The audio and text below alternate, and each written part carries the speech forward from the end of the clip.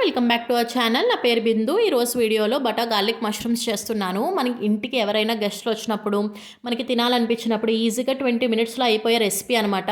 Video end వరకు చూడండి, try చేయండి, చాలా టేస్టీగా వస్తుంది.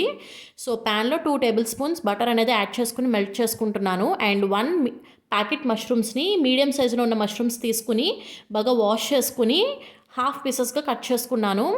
అండ్ ఒకవేళ పెద్ద సైజులో ఉంటే 4 పీసెస్గా కట్ చేసుకుంటే సరిపోతుంది. సో ఈ రెసిపీ ఏంటంటే మీడియం ఫ్లేమ్ మీద పెట్టుకుని మష్రూమ్స్ అనేది నేను ఫ్రై చేసుకుంటున్నాను. అండ్ ఇప్పుడు 2 మినిట్స్ తర్వాత వాటర్ అనేది మష్రూమ్స్లోంచి రిలీజ్ అవుతుంది. సో ఈ రిలీజ్ అయిన తర్వాత 2 మినిట్స్కి మొత్తం అంతా అబ్జర్వ్ అయిపోతుంది. సో అబ్జర్వ్ అయిపోయిన తర్వాత మనకి మష్రూమ్స్ అనేది తీసేసుకుంటే సరిపోతుంది. ఎక్కువ కుక్ అవసరం లేదనమాట మష్రూమ్స్ని. సో ఇప్పుడు పక్కకు తీసుకుని పెట్టేసుకుంటున్నాను. సో ఇదే బటర్లో హాఫ్ కప్ ఫైన్గా చాప్ చేసుకున్న ఆనియన్ అనేది తీసుకున్నాను. మీడియం సైజ్ ఆనియన్ అనేది ఒకటి తీసుకున్నాను అనమాట, సరిపోతుంది. సో దీన్ని హై ఫ్లేమ్ మీద అనేది ఇప్పుడు ఈ ప్రాసెస్ అంతా చేస్తున్నాను. మష్రూమ్స్ తీసేసిన తర్వాత హై ఫ్లేమ్ మీద ఇదంతా జరగాలన్నమాట. ఇప్పుడు హాఫ్ కప్ ఫైన్గా చాప్ చేసుకున్న గార్లిక్ కూడా వేసుకున్నాను.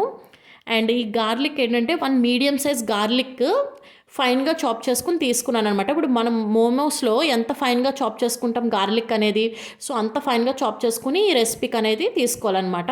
అండ్ ఇప్పుడు పక్కన పెట్టుకున్న మష్రూమ్స్ వేసేసుకున్నాను. అండ్ హ్యాండ్ఫుల్ ఆఫ్ కొత్తిమీర కూడా ఫైన్గా చాప్ చేసుకుని వేసుకున్నాను.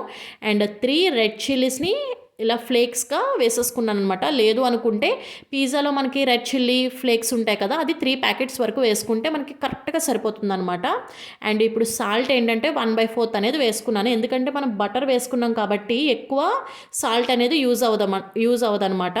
సో చాలా టేస్టీ రెసిపీ. చూసారు కదా, ఇంగ్రీడియంట్స్ కూడా ఎంతో లేవు. మనం చాపింగ్ కరెక్ట్గా చేసుకుంటే రెసిపీకి చాలా బాగుంటుంది.